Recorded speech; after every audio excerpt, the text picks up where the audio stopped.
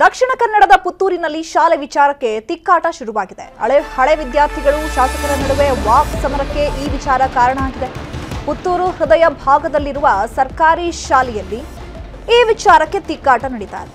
ಶಾಲೆಯ ಜಾಗದಲ್ಲಿ ವಿಶೇಷ ಚೇತನ ಮಕ್ಕಳಿಗಾಗಿ ಕಟ್ಟಡ ನಿರ್ಮಿಸಬೇಕು ಅನ್ನುವಂತಹ ನಿಟ್ಟಿನಲ್ಲಿ ಮುಂದಾಗಿರುವಂತದ್ದು.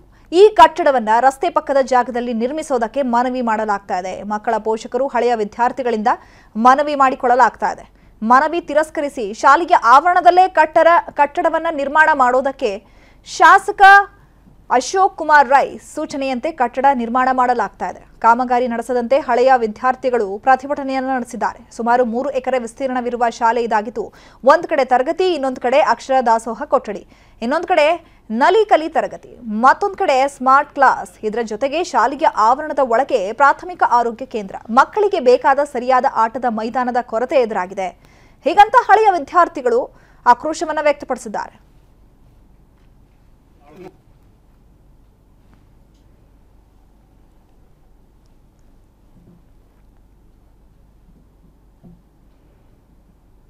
ಇದು ಎಲಿಮೆಂಟರಿ ಶಾಲೆ ಅಂತೇಳಿ ಕರಿತೇವೆ ನಾವು.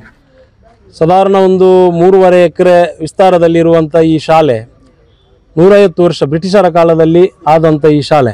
ಇಲ್ಲಿ ಒಂದು 3.5 ಎಕರೆ ಜಾಗ ಉಂಟು ಅಂತೇಳಿ ಇದೊಂದು ನಮ್ಮ ಪುತ್ತೂರು ತಾಲೂಕಿನ ಹೃದಯ ಭಾಗದಲ್ಲಿರುವಂಥ ಈ ಒಂದು ಶಾಲೆ ಜಾಗ ತುಂಬ ಇದೆ. ಎಲ್ಲ ಇಲಾಖೆಯನ್ನು ಕೂಡ ತಂದು ಇಲ್ಲಿ ಹಾಕಿದ್ದಾರೆ. ಈಗ ನಗರ ಆರೋಗ್ಯ ಕೇಂದ್ರವನ್ನು ಇಲ್ಲಿ ಒಳಗೆ ಹಾಕಿದ್ದಾರೆ. ಇದು ಒಳ್ಳೆಯದೇ, ಆದರೆ ಈ ಶಾಲೆಯ ಜಾಗದಲ್ಲಿ ಅದು ಬೇಡ ಅಂತೇಳಿ ನಮ್ಮ ಒಂದು ಅನಿಸಿಕೆ. ಅದೇ ನಂತರ ಇಲ್ಲಿ ಕ್ಷೇತ್ರ ಸಂಪನ್ಮೂಲ ಇಲ್ಲಿ ನೋಡಿ ಶಾಲೆ ಅಂಗವಿಕಲರಿಗೆ ಇಲ್ಲಿ ಮಾಡ್ತಾರೆ ಅಂತ ಹೇಳಿದ್ರು. ಹೊಸ ಬಿಲ್ಡಿಂಗ್ ಅಂಗವಿಕಲ ಹೊಸ ಬಿಲ್ಡಿಂಗ್ ಮಾಡಿದ್ರೆ ಶಾಸಕರು ನೋಡಿ ಅದು ಅದರ ಹಿಂದೆ ಮಾಡಿದರೆ ಅಲ್ಲಿ ವಾಹನ ಹೋಗ್ಲಿಕ್ಕೆ ತೊಂದರೆ ಆಗ್ತದೆ ಅವರಿಗೆ. ಮತ್ತು ಅಲ್ಲಿ ಓಪನ್ ಜಾಗ ಉಂಟು ಅಲ್ಲಿ ಕೆಳಗೆ ಮೈನ್ ರೋಡಲ್ಲಿ. ಅಲ್ಲಿ ಸಾಧಾರಣ ನಮ್ಮ ಅಂದಾಜು ಒಂದು 3-4 ಸೈಜ್ ಜಾಗ ಉಂಟು, ಅದಕ್ಕೆ ಜಾಸ್ತಿ ಉಂಟು. ಅಲ್ಲಿ ಮಾಡಿ ಅಂತ ಹೇಳಿದ್ವಿ ನಾವು. ಅಲ್ಲಿ ಬೇಡ, ಇಲ್ಲೇ ಮಾಡ್ತೇವೆ, ಇಲ್ಲೇ ಮಾಡುವಂತ ಗೊತ್ತೇ. ಕನ್ನಡಿಗರ ನೆಚ್ಚಿನ ನ್ಯೂಸ್ 18 ಕನ್ನಡ ಈಗ ವಾಟ್ಸ್ಆಪ್ ನಲ್ಲೂ ಲಭ್ಯ. ಕರ್ನಾಟಕ, ದೇಶ ವಿದೇಶಗಳ 360 ಡಿಗ್ರಿ ಸುದ್ದಿಯ ವಿವರಗಳನ್ನ ನಿಮ್ಮ ಕೈ ಬೆರಳುಗಳಲ್ಲೇ ಪಡಿಲಿಕ್ಕೆ ಈ QR ಕೋಡ್ ಅನ್ನ ಸ್ಕ್ಯಾನ್ ಮಾಡಿ, ನಮ್ಮ ಚಾನಲ್ ಫಾಲೋ ಮಾಡಿ, ನೋಟಿಫಿಕೇಶನ್ ಆನ್ ಮಾಡಿ.